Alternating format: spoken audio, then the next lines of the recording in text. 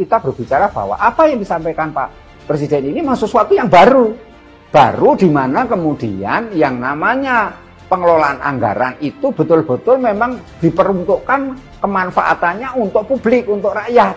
Karena memang dana itu asalnya dari rakyat, itu yang ditekankan Pak Prabowo kan seperti itu.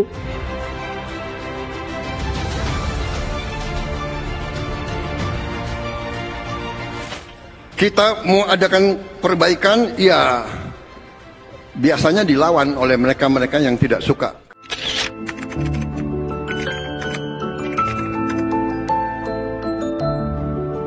Dari sisi kebijakan publik sebenarnya pertama kita melihat bahwa efisiensi anggaran itu upaya untuk menggunakan sumber daya finansial secara optimal ya dalam konteks untuk memenuhi kebutuhan kepentingan publik dan pembangunan nasional, intinya begitu.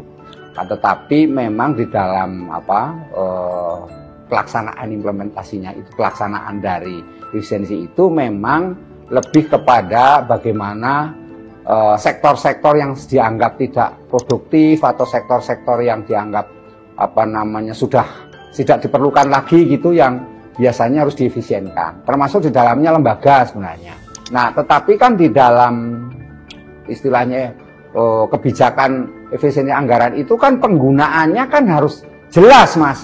Untuk apa? Misalnya kalau publik itu melihatnya kan harusnya untuk kepentingan publik, misalnya untuk penciptaan lapangan pekerjaan, untuk peningkatan layanan kesehatan, untuk layanan pendidikan misalnya. Jadi hal-hal yang sangat-sangat mendasar itu yang dikehendaki oleh publik. Kemudian terkait dengan tujuan, tentu ini kan yang keduanya mengait tujuan, bahwa tujuannya itu memang untuk sebenarnya Pak Prabowo ini kan punya yang namanya Astacita, Mas.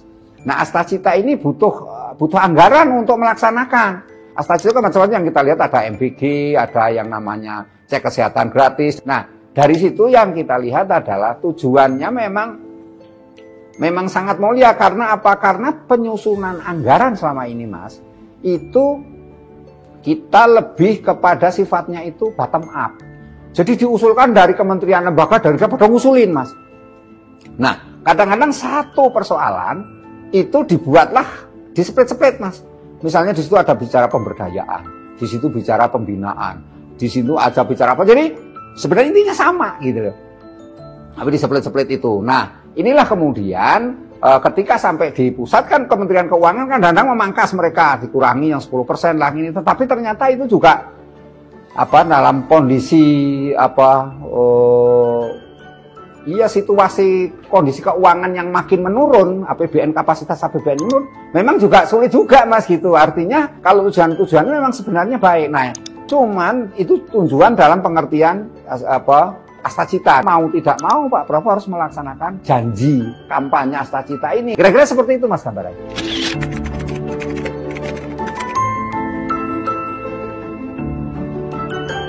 Kita berbicara bahwa apa yang disampaikan Pak Presiden ini memang sesuatu yang baru di mana kemudian yang namanya pengelolaan anggaran itu betul-betul memang diperuntukkan kemanfaatannya untuk publik, untuk rakyat. Karena memang dana itu asalnya dari rakyat, itu yang ditekankan Pak Prabowo kan seperti itu. Jadi Pak Presiden mengatakan saya ini semuanya. Tetapi kan Pak Presiden ini kan sistem presidensial, di mana kemudian dihadapkan oleh situasi menteri, kabinet, dan daerah juga. Kan itu, Mas. Belum lagi situasi global yang sekarang ada efek Trump ini, ada situasi yang lainnya yang kemudian harus dihadapkan oleh Presiden. Akhirnya Presiden ini mau nggak mau ya sudah, kita lakukan apa yang paling rasional dilakukan, Mas. Misalnya untuk MBG. Ya MBG ini memang mau nggak mau bertahap.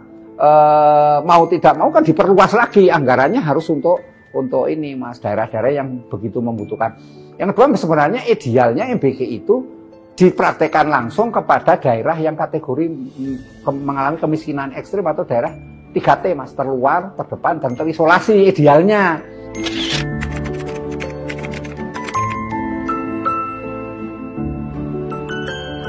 Jadi gini, sebenarnya efisiensi anggaran Pak Prabowo ini ada sisi positifnya, Mas, di mana itu merupakan cambuk bagi para elit kementerian, lembaga, dan daerah untuk seefisien mungkin menggunakan anggaran yang sesuai dengan kebutuhannya. Nah, Sehingga saya melihat apa yang dilakukan oleh tim itu memang sangat positif dalam rangka untuk memberi semacam efek kejut, sehingga dia, oh ya saya jadi punya tanggung jawab. Jangan kemudian selama ini berpikir saya begitu jadi elit, jadi pemimpin, menghabiskan anggaran itu gitu. Lah ini pembelajaran yang kedua, apa yang diharapkan oleh Pak Prabowo sebenarnya bagaimana penggunaan APBN itu, anggaran itu betul-betul yang memang dibutuhkan oleh masyarakat kita. Karena itu menurut saya cara-cara ini memang terobosan, ya, terobosan. Ini ya banyak hal baru yang dilakukan Pak Prabowo. Tetapi memang bagaimana menyusun satu program kerja yang tepat dibutuhkan oleh kebutuhan publik masyarakat. Intinya itu.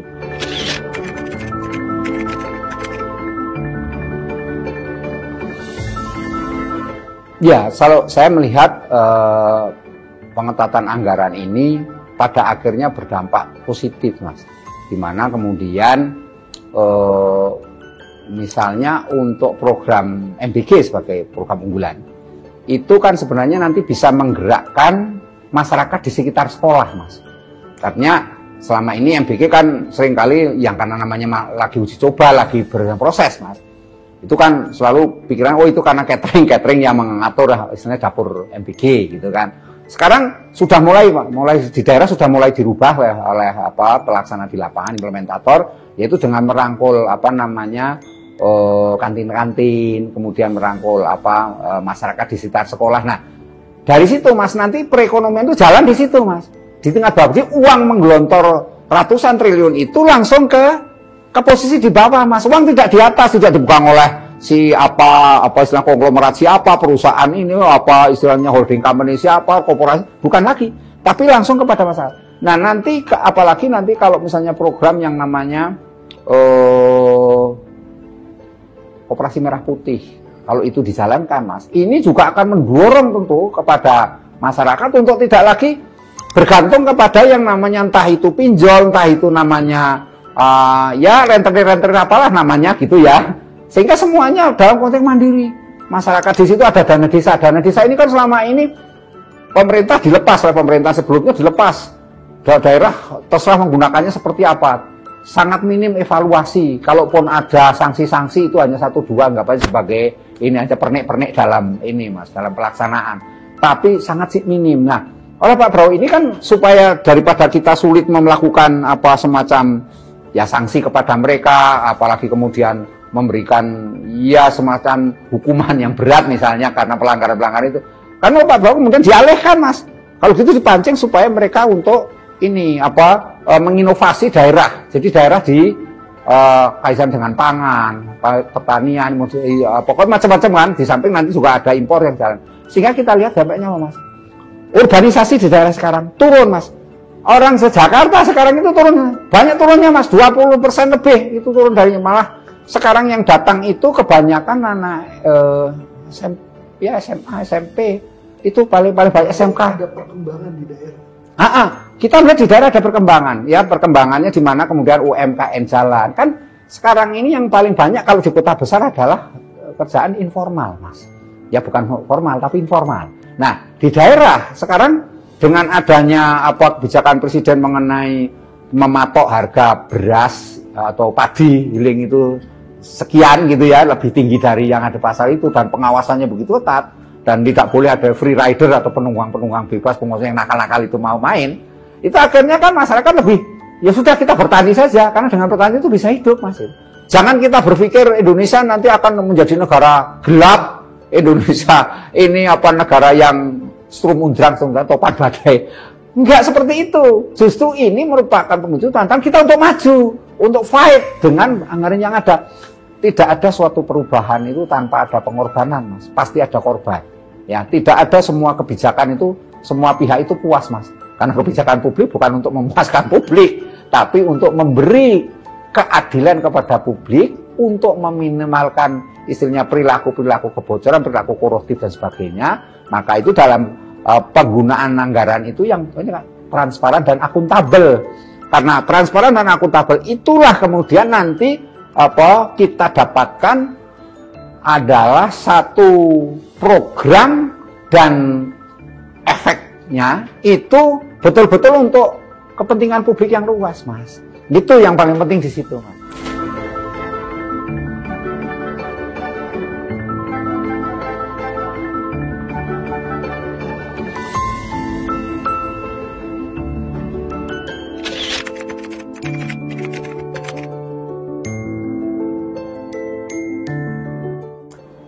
Saya melihat, dan ini yang selalu dinarasikan oleh pemerintah, bahwa sebenarnya bukan pemotongan anggaran, tapi realokasi anggaran, gitu ya.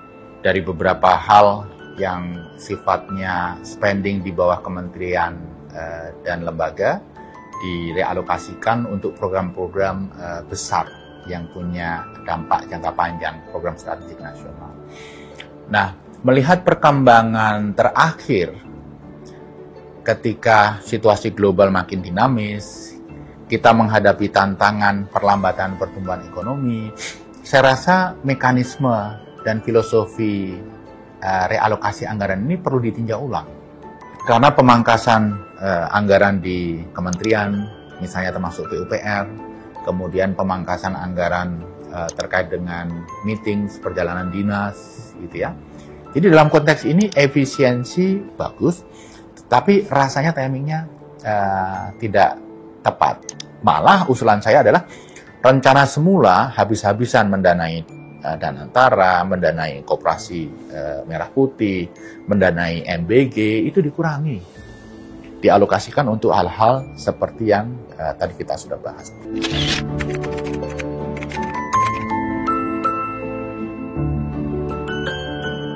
Oh, saya setuju dengan efisiensi, saya setuju dengan realokasi, tetapi ini semua harus tetap mempertahankan pertumbuhan ekonomi yang memadai. Karena kalau tidak, bagaimana dengan kemiskinan? Pasti akan melejit. Bagaimana dengan pengangguran? Pasti akan melejit. Jadi pada saat ekonomi kita sedang lamban, berpotensi turun pertumbuhannya, maka kebijakan ekonominya harus countercyclical. Jadi harus mengeluarkan spending tambahan untuk menggerakkan ekonomi, khususnya ekonomi di bawah. Tapi ini kira-kira yang akan kita hadapi itu adalah seperti krisis subprime mortgage tahun 2009, di mana ekonomi Indonesia tumbuh hanya 4,6% waktu itu. Barangkali sedikit lebih berat saat ini. Dan yang menarik, kalau subprime mortgage, itu kan semua pihak berusaha mencari solusi. Kalau krisis yang terjadi sekarang, ini krisis yang ditimbulkan oleh Presiden Donald Trump. Jadi dalam konteks ini kita harus bersiap bahwa dinamika global ini akan berlangsung dalam waktu yang cukup lama. Minimal 3,5 tahun, bisa jadi lebih. Nah, di Indonesia kita harus bersiap. Jangan sampai kita lengah. Kalau enggak, pertumbuhan ekonomi ternyata 4,5%, bahkan lebih rendah lagi. Ini akan berat bagi masyarakat.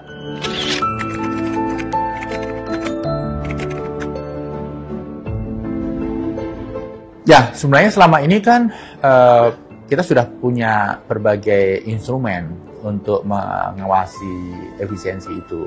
Spendingnya di audit, kemudian oleh BPKP, oleh BPK, gitu ya. Kemudian oleh internal audit masing-masing kementerian, gitu ya. Tetapi dari itu semua, yang paling penting adalah desain awalnya. Desain awalnya apa? Desain awalnya adalah APBN, alokasi yang tepat. Kalau alokasinya tidak tepat, dilaksanakan dengan sempurna sesuai dengan desain awal itu, kan juga hasilnya nggak tepat. Disinilah pentingnya keputusan terkait dengan alokasi APBN. Karena ini akan berbuntut panjang, hingga setahun, barangkali 2, 3 tahun, 4 tahun, dan seterusnya.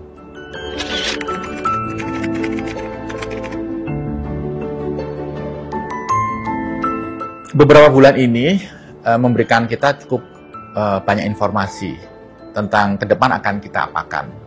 Kalau saya boleh mengusulkan, ke depan kita perbaiki rencana.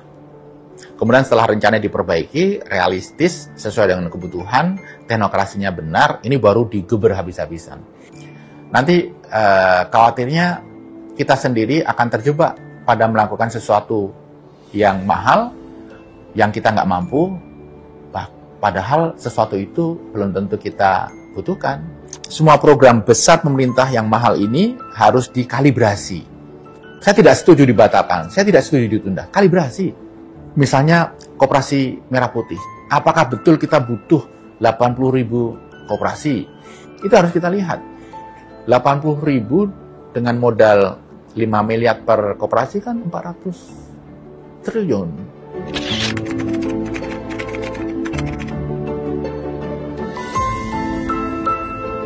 Ya, saya melihat sarasehan ekonomi kemarin awal yang bagus ya. Pak Prabowo mengajak tim intinya untuk berdialog, mendengar dari berbagai kalangan, ada ekonom, pengusaha, dan lain sebagainya. Dan saya melihat Pak Prabowo sangat responsif terhadap usulan-usulan yang dianggap bagus.